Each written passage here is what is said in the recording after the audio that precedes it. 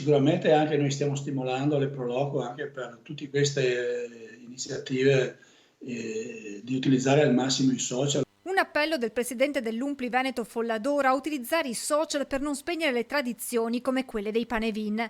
Ieri la decisione del comune di Arcade di non accendere nel 2021, data l'emergenza Covid, il falò più grande della Marca. Una decisione inevitabile, il rischio assembramenti è troppo elevato, ha detto il presidente del Veneto Zaia.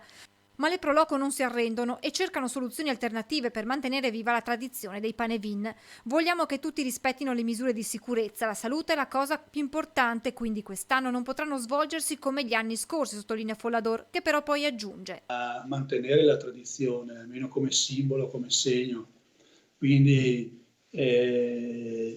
magari cose molto piccole, riservate, cioè a invito.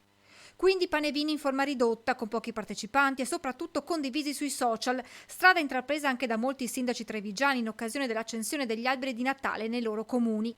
E in questa direzione va pure la decisione presa qualche giorno fa dal Consorzio Quartiere del Piave, che si è trovato a discutere dell'accensione che ormai da 20 anni avviene in contemporanea alle 20 di 40 falò nei comuni delle colline del Prosecco.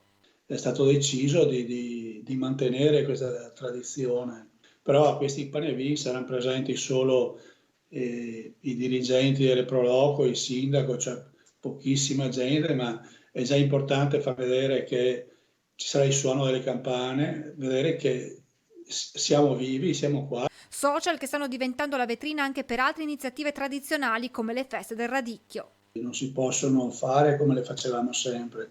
Si cerca anche qua di fare al limite qualcosina di molto ridotto, di molto ristretto, molto attraverso i social.